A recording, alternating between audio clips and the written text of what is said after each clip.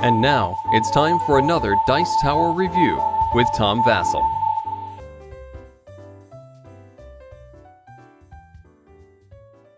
When I first heard about Carcassonne Wheel of Fortune, I assumed that it was the newest expansion for Carcassonne, the original game. And I thought, all right, great, yet another Carcassonne expansion. And I have no problem with that. But I was really surprised when I got the game and realized that it was its own game in of itself. Basically, it's the exact same as the original Carcassonne game, along with, the Wheel of Fortune, which is the point of this, added to it. So even though I can't find anywhere in the rules that say anything about combining them, I suppose it could be an expansion, but it's also a standalone game. So for someone like me, who has all their expansions for Carcassonne in this box and another box, everything in one, adding in the Wheel of Fortune, or keeping it as a separate game, is useful for me because I can use this to introduce new people to the game. The Wheel of Fortune adds a bit of luck and chaos to the game, and you're thinking, what more? But I like it anyway. It has some interesting ideas, some interesting mechanics, and, just something new. And it has a great starting tile. But if you've not played Carcassonne before, this is a good way to jump in. If you have, there's a pile of new tiles involved in this, and it makes a decent expansion for the original game. Alright, I just looked at the back of the box. The back of the box says it can be combined with regular Carcassonne, and that makes sense. The rules themselves, they treat you basically as if you've never played before, but if you have played before, you simply have to just read the stuff in red, which is a whole lot shorter, except for, this whole page is in red, but that is the new thing, the Wheel of Fortune. The Wheel of Fortune takes the place of the starting tile, and you can see it here, and it's a good starting tile. It has cities and roads on it, and if you've not played Carcassonne before, the concept of the game is very simple. On your turn, you draw a tile. And that tile must be matched to a tile already on the board. In this case, the Wheel of Fortune. So, for example, I can put this road here and attach that road. Or I can put the grass there and attach that. Or I can attach it to a city. After I put down the piece, I'm allowed to put a meeple of my color, this little wooden piece, on one of the sections. I can put him in the city, where he'll become a knight. I can put him on the road, where he'll become a robber. Or I can put him on one of the fields. Now, I cannot put a guy in a section where there already is someone. Let's say there was a blue guy in that city already. I would not be able to put a red person in that city.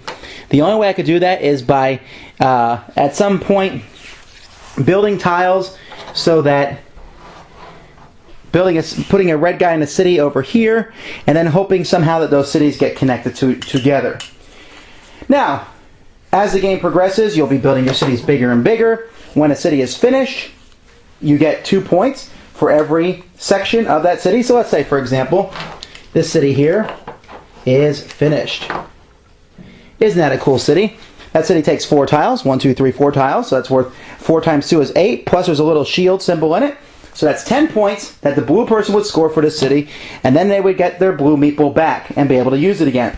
By the way, there's a scoring board where you'll have one of your meeples, and he is used to keep track of your points in the game. Now, when you put someone down on the road, the same thing. When the road is finished, you get the person back, and you get 1 point for each section of the road.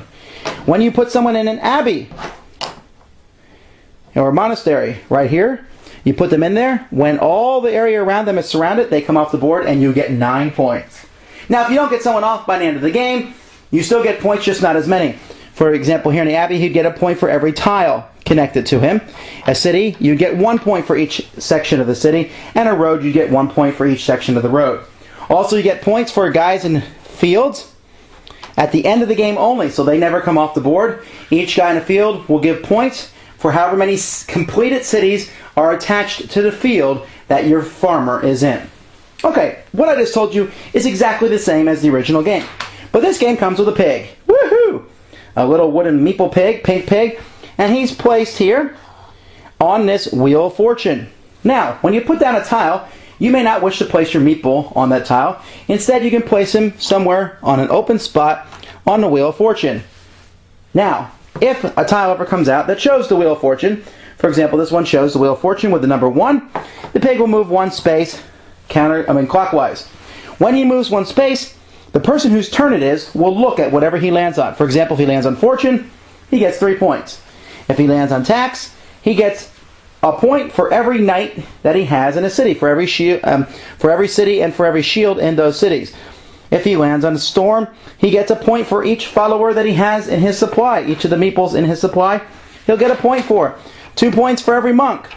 But here, everyone had the plague. That's a bad one. That affects everybody. They have to put a meeple back in the supply.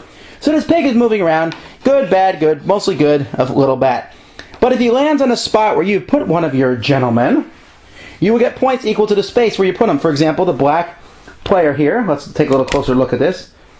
The black person on the fortune here would get 3 points, while the red person, there's 6 there. So if the pig lands here, he'll get 6 points. Now, there's another space here, so the black person could go there.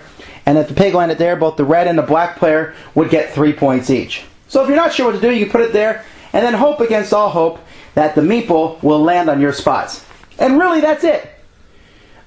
There's these special spaces that things will land on and cause more points, and there's a chance to get more points when the pig lands on your guy. So if you have nowhere else to put your person, throw them on the wheel. So who should get this game?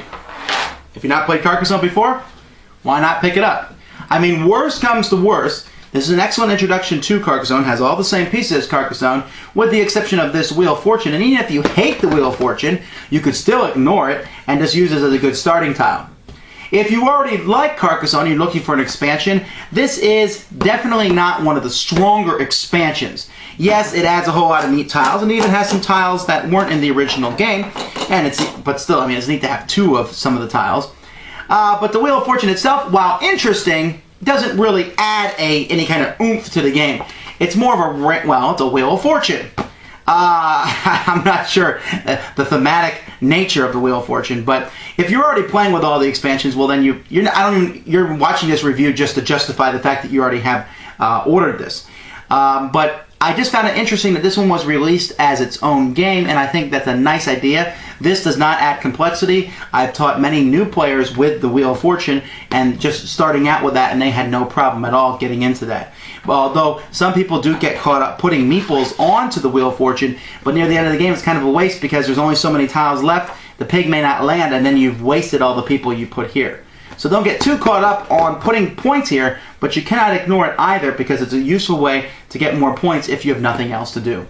A good variant of the original Carcassonne, nothing earth-shaking. This is probably the easiest going variant that the designer has produced yet, but it's a good jumping on point if you're new to the series.